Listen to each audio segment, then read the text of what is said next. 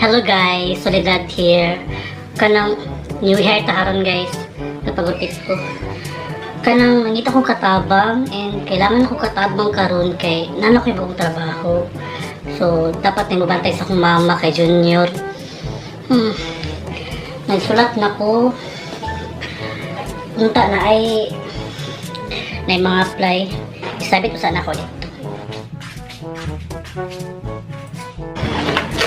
Nanon ti ma-apply katabang eh. Hello po ma'am, good evening po. Uy, dayon. Si Ato nakita ko po sa labas po ang post ninyo na you are looking for helper for sale, helper for hire. Baka pwede po mag-apply ma'am. Ma-apply ka, helper. Naakay dala nga papeles like birth certificate nimo or anything. Ito po yung aking biodata po. Okay, sige, check ko muna yung papel mo ha. Pwede po Tagalog ma'am kasi hindi na ako masyado marunong magbisaya kasi ma'am kasi Tagalog pala siya. May ilang years ka na pala sa Manila nag-stay. 5 years din po akong nakatira sa Manila. Nakalimutan ko na magbisaya ma'am. 5 years. So nakalimutan ko na magbisaya.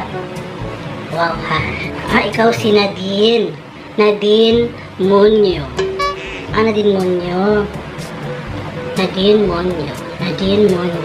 Nadine Monyo. Nadine Monyo. Ilang years ka na naging katulong or helper? 5 years na po akong helper sa Manila po. And marunong po ako sa lahat ng bagay po. I'm a total performer po. Matagal-tagal na din.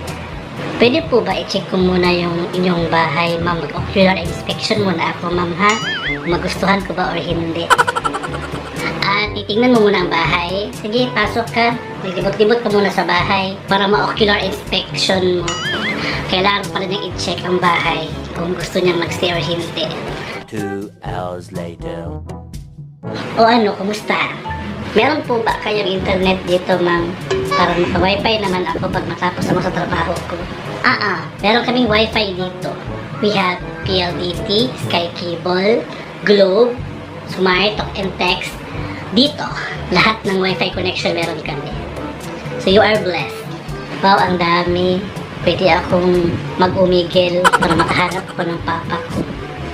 Ay sige po ma'am. Ma'am, may tanong po ako ma'am. Meron ba akong sariling kwarto? Meron ka ding sarili mong kwarto? Ay sige po. Ay sige. Ay bunggang ma'am. Sige po. Yung sahod mo is 4,000. Kasali na dyan ang SSS, PhilHealth, Pag-ibig, and the like. And tax and whatsoever.